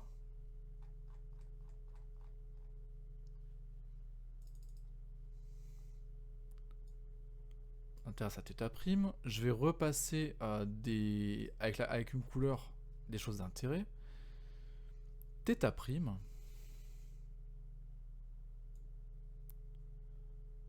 dans ce triangle rectangle là, rectangle en A1,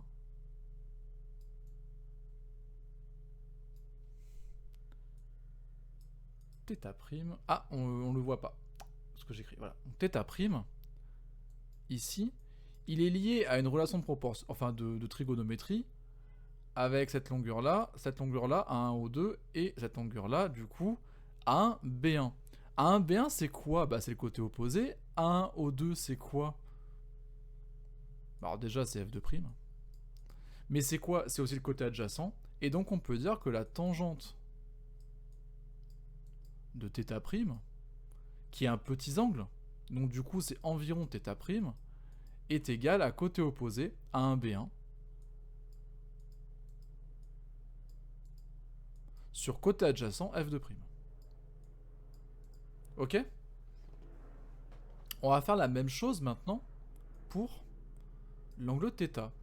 Bah l'angle θ, je vais repasser le triangle d'intérêt, je vais le faire en vert pour pas le confondre avec le rouge. Bah j'ai un triangle vachement intéressant ici.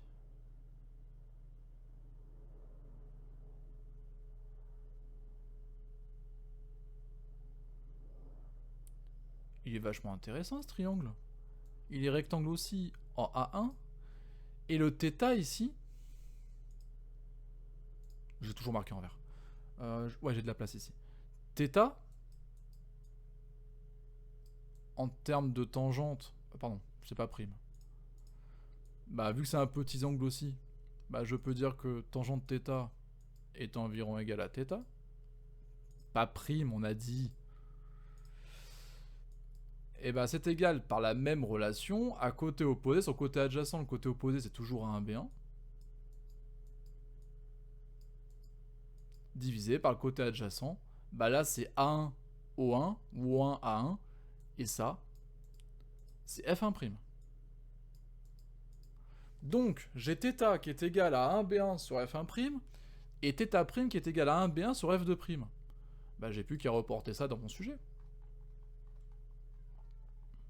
Donc ici, θ', je continue, θ' fois 1 sur θ, donc du coup, θ', j'ai dit que c'était A1B1.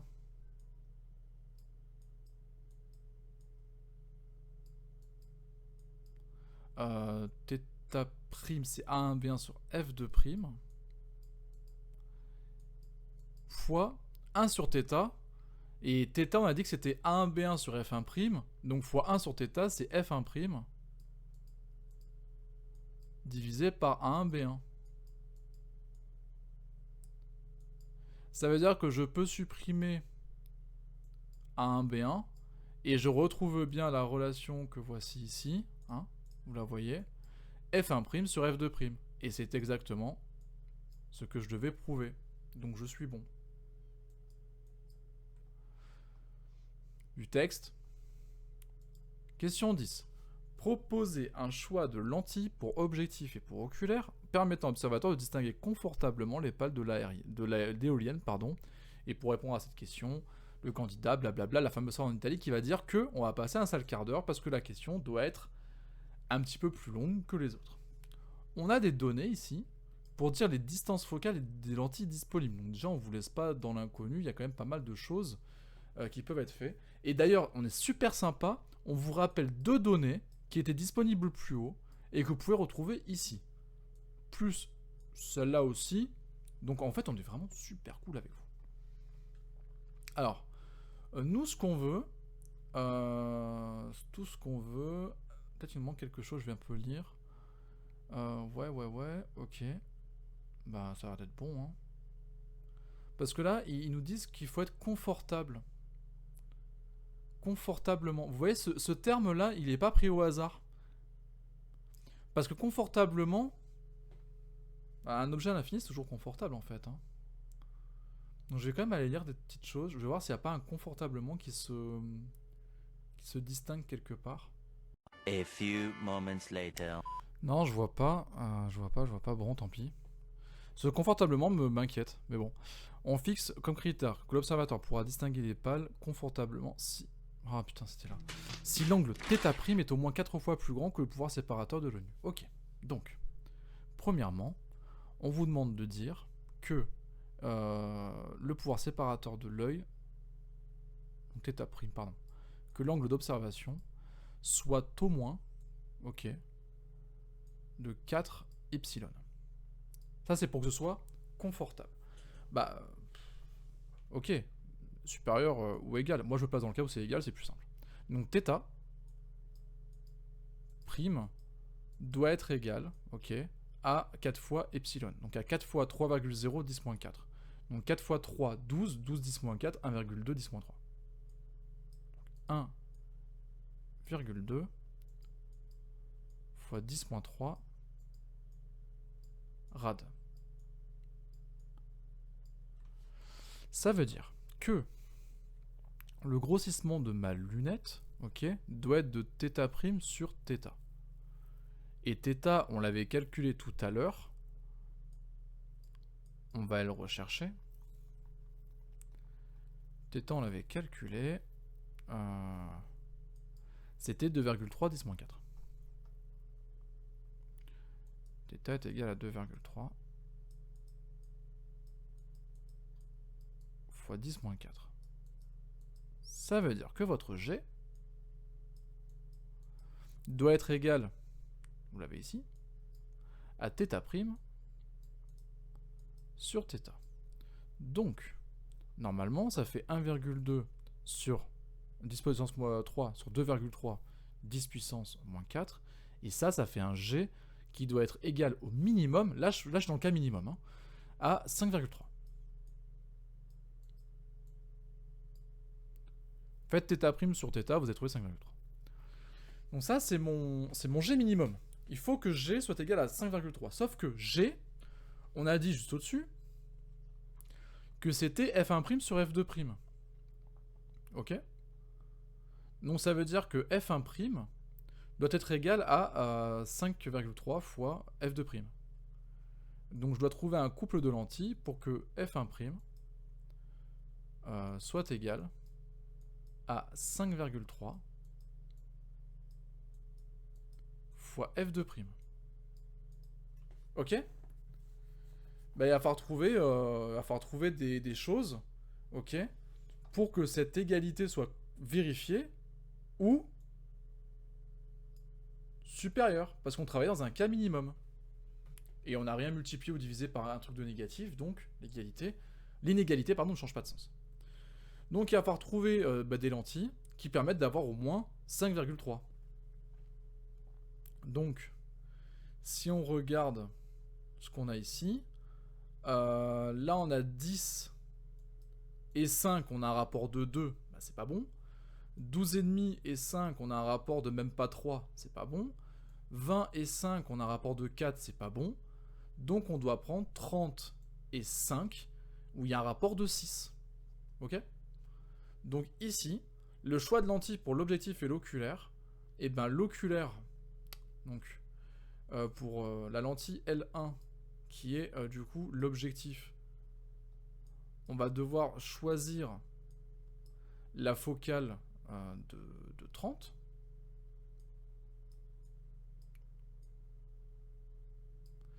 Et la lentille L2, on va devoir choisir la focale, pardon, c'est une flèche et pas égale, hein, la lentille de 5. Oui, l'objectif a toujours une plus grosse focale que l'oculaire. Hein. Ok? On peut passer à l'exercice numéro 3. Exercice numéro 3. Blablabla. Nommez les 3 modes de transfert thermique pouvant contribuer au refroidissement de l'eau dans l'aquarium. Alors, vous avez 3 modes de transfert thermique. Vous avez la conduction, donc venir chauffer par contact. Vous avez la convection dans un fluide. Vous avez les fluides les plus chauds qui vont vers le haut et les fluides les plus froids qui redescendent. C'est ce que vous avez dans les cavités, dans les cellules de convection que vous avez par exemple dans les chambres magmatiques en SVT ou dans n'importe quel fluide avec des cellules de convection qu'on appelle aussi cellules de Bénard. Et vous avez un troisième mode de rayonnement, vous avez un troisième mode de transfert thermique, c'est par rayonnement. Bah, par exemple, vous vous mettez à la plage, bah, le soleil vous tape dessus, hein, clairement, vous le savez, et il n'y a pas de contact, il n'y a pas de convection, donc c'est bien par rayonnement, c'est le troisième mode de conduction, de transfert thermique. J'ai avoir du mal quand même. Hein. Question 2. Indiquez la température la plus basse que l'eau de l'aquarium est susceptible d'atteindre en l'absence de chauffage. Deuxième partie, expliquer le raisonnement. Ok. Alors, on va quand même lire un minimum le sujet. On a un aquarium, ok.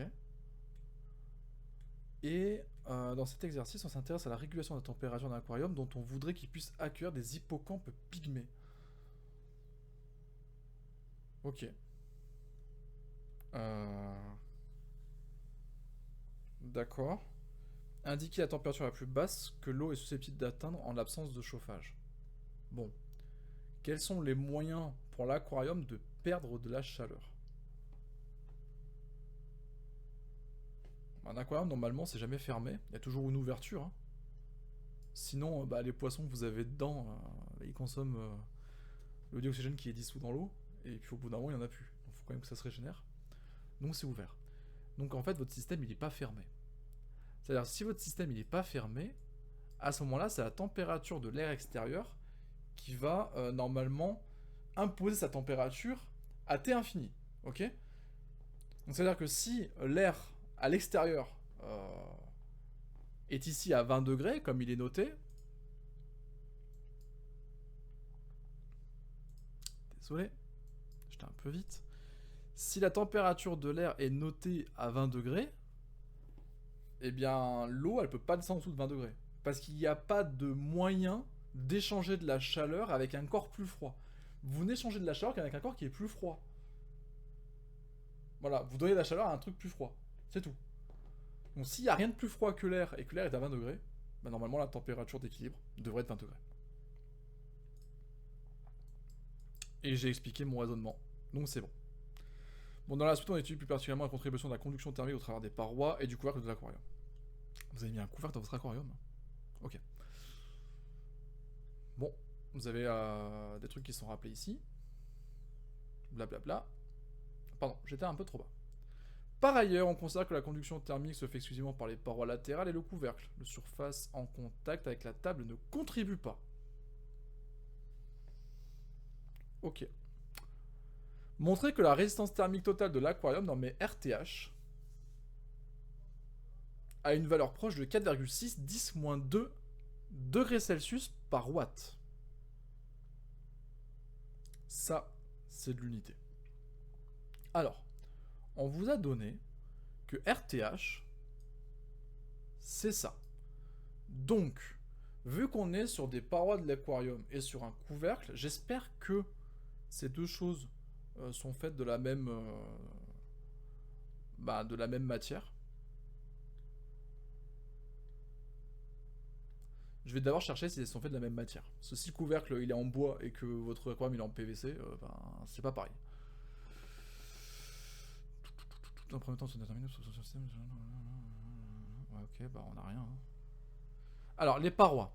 Les parois sont en plexiglas PMMA. Ok, donc ça c'est une première chose. Je vais le soigner dans une autre couleur. Je vais le soigner en vert. Les parois sont en plexiglas. Et le couvercle.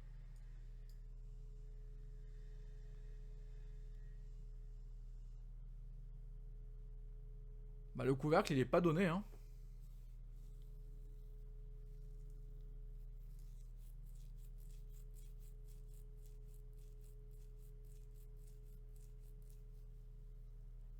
Bah c'est un peu con.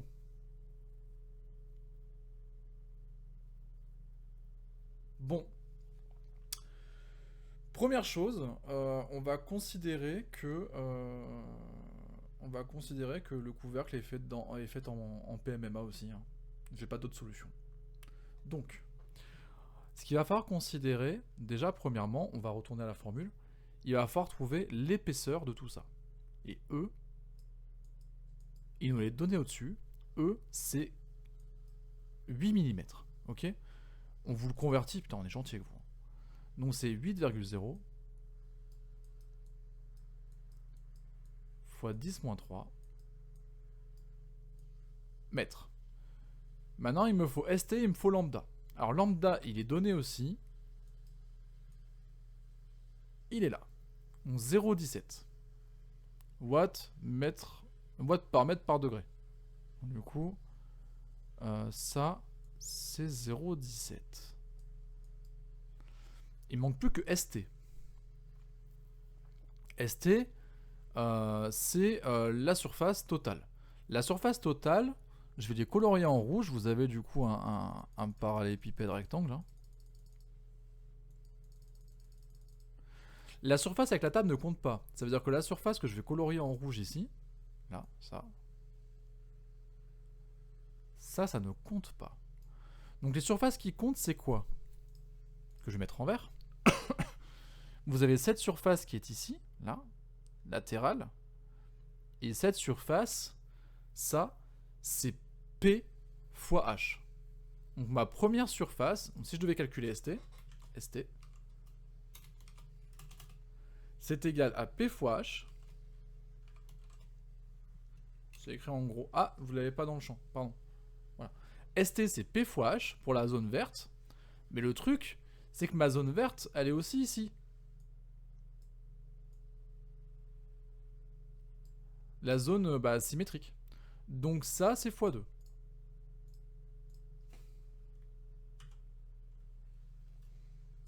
Ok. Plus, j'ai une autre zone en bleu ici, derrière. Ça, cette zone-là, bah, elle existe. Mais le truc, c'est que j'ai la même aussi devant. Là. Donc, j'ai L fois H. et x2 parce que j'en ai 2. Donc 2 L fois H. Je vais effacer mes couleurs, comme ça vous allez mieux le voir. Donc la zone interdite, pardon, tac. La zone interdite, je vais l'enlever. Allez, faut que je t'enlève, voilà. Et donc mes zones bleues, bah elles sont là. Vous avez une ici, tac. Et vous en avez aussi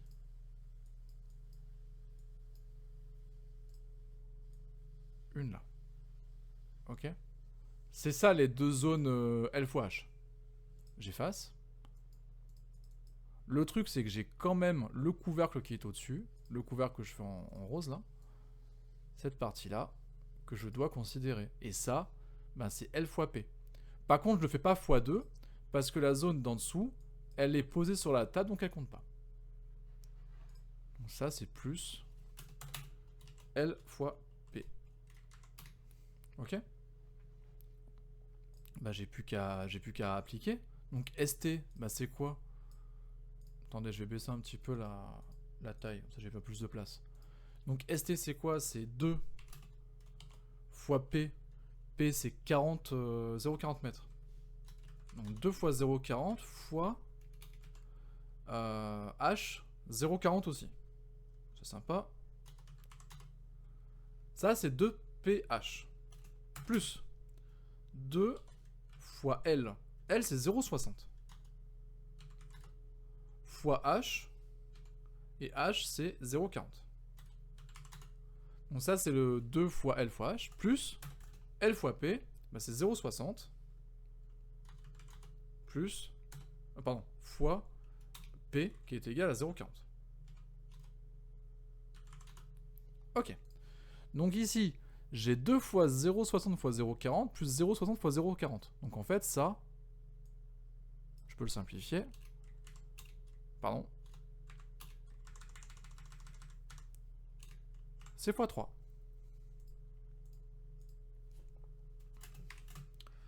Et donc 2 fois 0,40 fois 0,40 plus 3 fois 0,60 fois 0,40, bah ça fait 1,04 mètres carrés. Voilà votre surface totale. Ce ST, bah je le prends. Donc ça c'est ST. Ok. Hop, tac.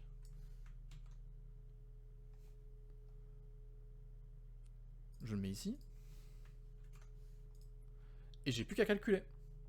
Pour calculer, bah RT plus H c'est égal à 8,010-3 divisé par 1,04 fois 0,17. Ok. Et ça, bah ça me fait un RTH. Allez, grand. Voilà. Ça me fait un RTH. Donc RTH. Qui est égal à... Bon, si vous voulez qu'on le réécrit, ça fait 8,010-3 divisé par 1,04 fois 0,17. Et ça fait 4,5 fois 10-2. Et donc du coup, c'est des degrés Celsius. Pardon. Il est où mon degré? Ah ok. Degrés Celsius. Par watt. Voilà ce qu'il fallait trouver pour cette question 3. Qui était là. J'espère qu'on a tout à l'écran. Et 4,5, c'est effectivement proche de 4,6, donc on est OK. Dans la suite de l'exercice, on nous demande de considérer RTH comme étant 4,6, et on va lui dire OK. Question 4, je vais un peu baisser trop. Hop, question 4 ici. On va dire que la puissance thermique PTH, que le système de chauffage doit apporter à l'eau de l'aquarium pour maintenir la température, a pour valeur PTH égale 130 watts. Donc, on est à une température,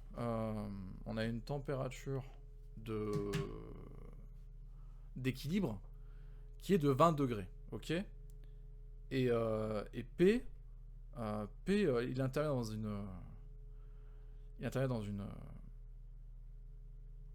dans une formule, il est un peu planqué, mais il intervient dans une formule, c'est celle-ci. Le flux, c'est exprimé en watts, et... Enfin, le flux, c'est pas vraiment un flux. C'est la puissance thermique de conduction qui est notée avec la même lettre que le flux.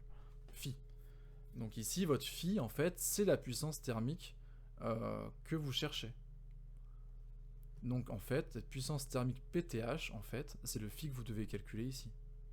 Donc PTH, en fait. Ah, je suis hors champ. Pardon. Je recommence. Donc la puissance thermique de conduction phi, elle est exprimée en watts. Ok. C'est assimilable à une puissance. Le truc étant, c'est que en fait, votre puissance thermique de conduction ou votre puissance thermique ici, PTH, bah, c'est la même chose. C'est la même chose. Donc on va aller chercher cette chose-là. Donc PTH,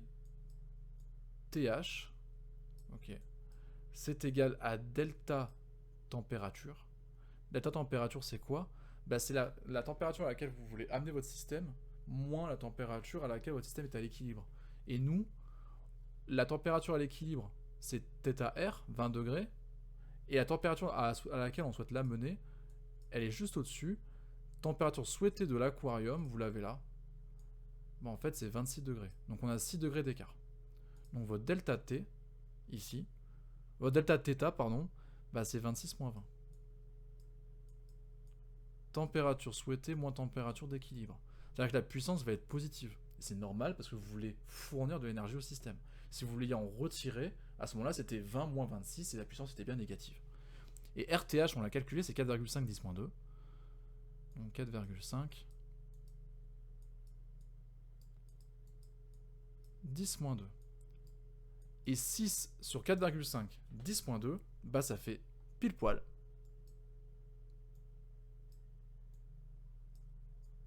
130 watts. On est bon. Blabla. Question 5. Je suis dans le champ. Avec cet apport énergétique, le système de chauffage étant éteint, indiquez qualitativement comment va évoluer la température de l'eau au cours de la journée. Bah, le système de chauffage étant éteint, avec cet apport énergétique, de quel apport énergétique on parle? Pendant la journée, en particulier en période estivale, on envisage de chauffer l'aquarium avec le rayonnement du soleil en plaçant l'aquarium devant une fenêtre bien exposée. Cela permettrait de ne pas utiliser le système de chauffage électrique. C'est très malin. Dans les conditions décrites par une belle journée d'été, on peut estimer que la puissance thermique d'origine solaire absorbée par l'eau de l'aquarium est à environ PS égale à 30 watts. Bah, là maintenant c'est bien logique. La puissance thermique pour maintenir, je l'entoure beaucoup,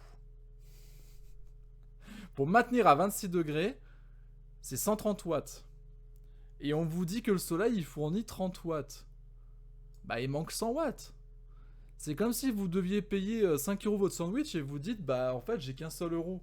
Bah on vous le vend pas. Donc là s'il vous faut 130 watts et qu'on a que 30 watts, bah on n'a pas assez pour maintenir la température à 26 degrés et forcément bah qualitativement la température de l'eau va baisser au cours de la journée. Ça c'est totalement logique. Je descends, question 6, je lis pas tout ça. Listez les puissances thermiques échangées par le système avec son environnement à l'instant T. Première partie de réponse. Alors, le système, il échange avec le soleil par rayonnement et il échange avec l'air ambiant par les parois et le couvercle si le mec l'a toujours laissé. Ça, c'est la première partie. Donc il y a deux moyens d'échange thermique, rayonnement avec le soleil, conduction avec votre air extérieur. Pour chaque puissance, précisez si elle est reçue ou perdue. Et avec quel autre système elle est échangée. Alors, rayonnement. Avec le soleil, cette énergie elle est reçue. On ne fournit jamais d'énergie au soleil. Essayez d'éclairer votre soleil avec une lampe de poche, vous verrez, ça ne changera pas sa température. Deuxième chose, la conduction avec l'air ambiant, vu que vous êtes normalement à 26 degrés, et que l'air ambiant est à 20 degrés, alors, vous fournissez de l'énergie au système extérieur. Donc par conduction, votre énergie échangée, elle est perdue. Ok? Donc je répète. Rayonnement, soleil, énergie gagnée. Conduction, environnement extérieur, air ambiant, perdu. En utilisant le premier principe de la thermodynamique, appliqué à l'eau de l'aquarium, on établit l'équation du système, mc delta θ de T sur dt plus θt sur RTH est égal à θr sur RTH plus PS. Waouh. Ça, c'est de l'équatif. En tenant compte de la condition initiale de cette solution, de l'expérience, la solution de cette équation s'écrit θt est égal à θ0 exponentielle de moins t sur taux plus θr plus RTH plus PS, enfin fois PS, pardon, facteur de 1 moins exponentielle de t sur taux avec taux qui est égal à MC RTH. Vous avez des données. Et 3 questions. Le temps taux est le temps caractéristique d'évolution du système. Estimer sa valeur. Bon, ça va. En vrai, c'est pas trop... Voilà. Alors, taux, on a dit que c'était MC RTH. Bon. Il me faut la masse. Et il me faut C. Sachant que RTH, on l'a calculé.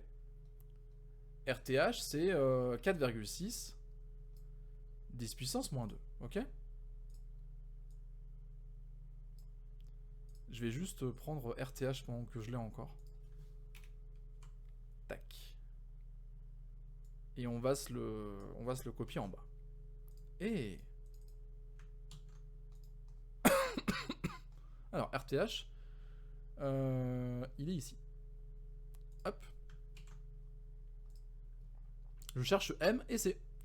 Alors, où est-ce qu'on avait des données ?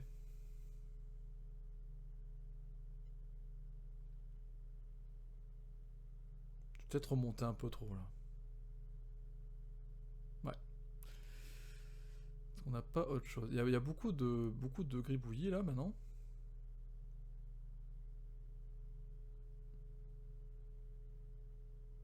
Je suis bête, c'est en dessous, regardez. Je cherche trop loin.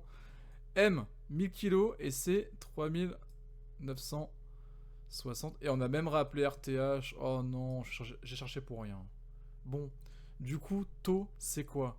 Bah, c'est 100 kg fois 3930 joules par kilogramme par degré Celsius. On est bon. Et fois RTH 0,046. Bon, bah, plus qu'à faire le calcul. 100 fois 3930 fois 0,046, bah ça fait 1,8. Taux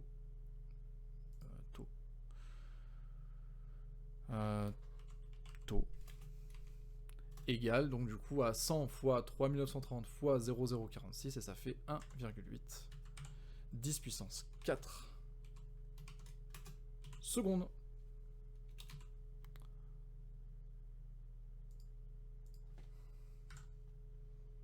Voici taux.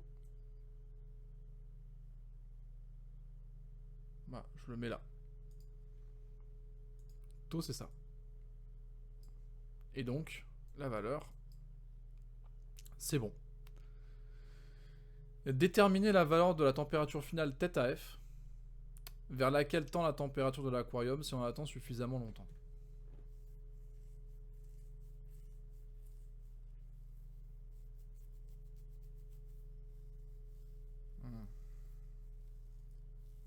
Alors, si on attend suffisamment longtemps, ça veut dire qu'on n'a pas de limite, en gros, pour l'attente. Il faut juste attendre suffisamment longtemps. Ça veut dire que là, on va regarder comment se comporte une équation quand t tend vers plus l'infini. Ça, en général, on n'aime pas en physique, mais bon, bah là, c'est ce qu'on nous demande de faire, donc on va respecter ce qu'on nous demande de faire. Quand t tend vers l'infini, qu'est-ce qu'on a comme chose ? On demande la température θF. Donc on va demander du coup d'aller chercher comment se comporte cette équation. Ok ? Ah, c'est une blague.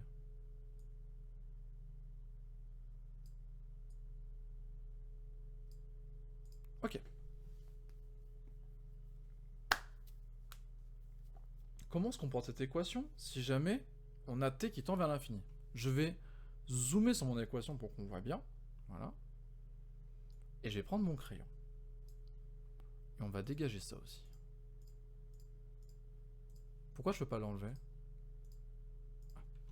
Alors, avec mon crayon, t sur taux, si t tend vers l'infini, bah ça tend vers l'infini. Donc, moins t sur taux, ça tend vers moins l'infini. Exponentielle de moins l'infini, ça tend vers 0. Donc, 1 moins 0, ça tend vers 1. Et θt, du coup, tend vers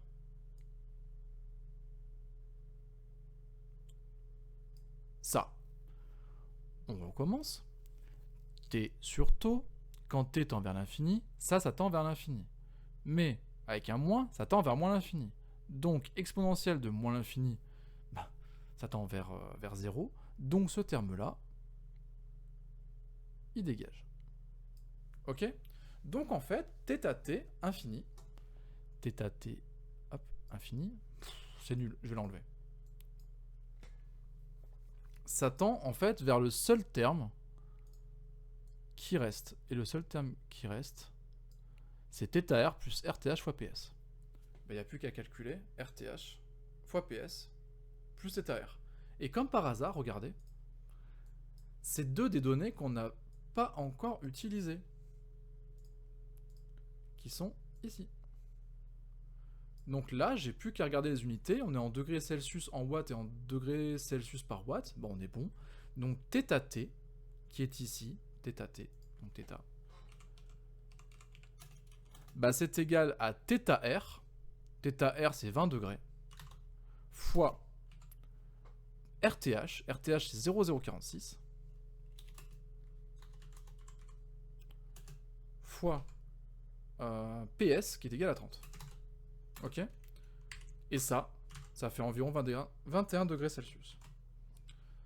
Donc ça veut dire que si vous attendez très longtemps, bah, l'eau de l'aquarium va être à 21 degrés Celsius. Voilà ce qu'il fallait répondre.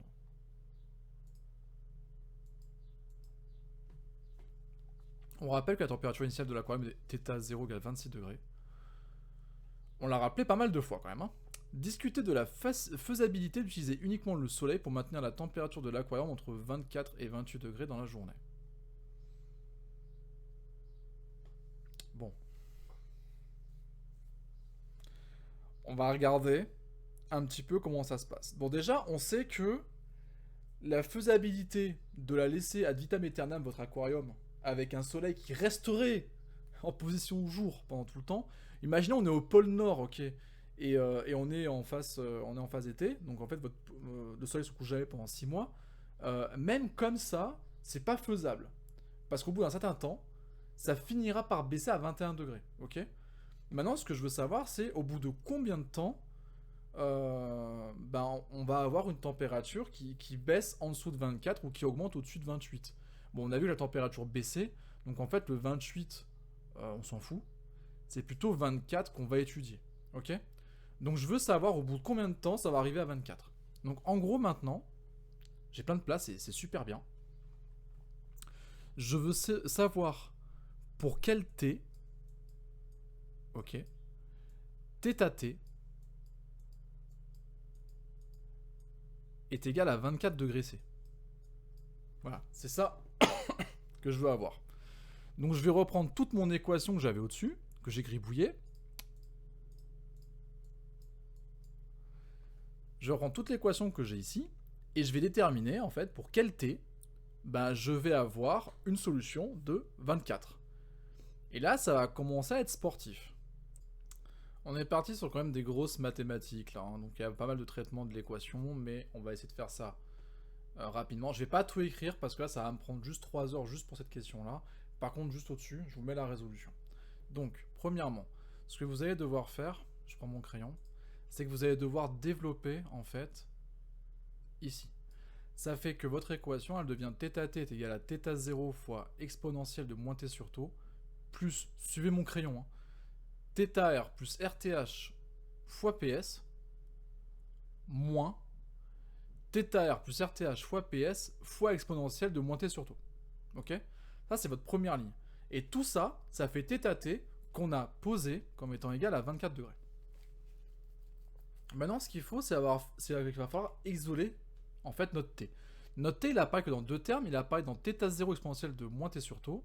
Et il apparaît dans un autre terme qui est θr plus rth fois ps exponentielle de moins t sur taux. Ok? Donc ça, je vais le mettre en facteur maintenant. Et je vais mettre en facteur en fonction de exponentielle de moins t sur taux. Ça me donne quoi? Ça me donne que θ0, ok, moins θr plus rth fois ps, le tout fois exponentielle de moins t sur taux, plus θr plus RTH fois PS, donne 24. Maintenant que j'ai mis en facteur, je vais balancer le terme qui n'est pas dépendant du temps de l'autre côté. Ça me donne θ0 moins θr plus RTH fois PS, ok, exponentielle de moins t sur taux, égale 24 moins, entre parenthèses, θr plus RTH fois PS. Maintenant que j'ai tout en fonction de exponentielle de moins t sur taux, bah, je vais balancer le tout de l'autre côté.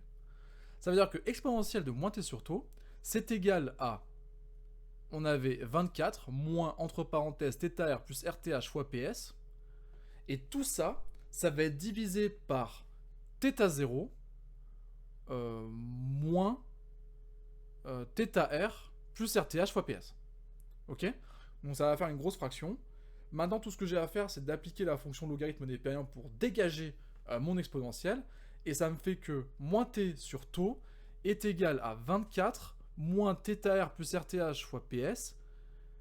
Pardon, c'est ln de 24 moins, entre parenthèses, θr plus RTH fois PS, divisé par θ0 moins, entre parenthèses, θr plus RTH fois PS.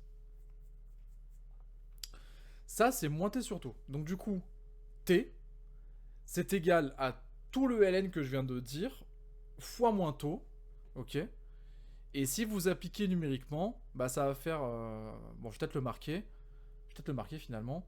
En fait, votre t, parce qu'après je vais l'oublier, t, c'est égal à moins taux, ln, et vous avez du coup 24 en haut, moins, entre parenthèses, θr, plus RTH, fois PS, et ça c'est divisé par θ0, moins la même parenthèse, plus RTH, fois PS. Voilà. Sinon je vais l'oublier et ça va me saouler. Ok, donc ça vous le... Bah, vous l'appliquez... vous appliquez le calcul. Moins taux, donc du coup c'est moins 1,8 10 puissance 4 fois ln de 24 θr 20 degrés plus RTH 0,046 fois PS 30 divisé par θ0, bah c'est 26, c'est la température de départ, elle est marquée ici, moins θr toujours 20, RTH toujours 0,046 et PS toujours 30.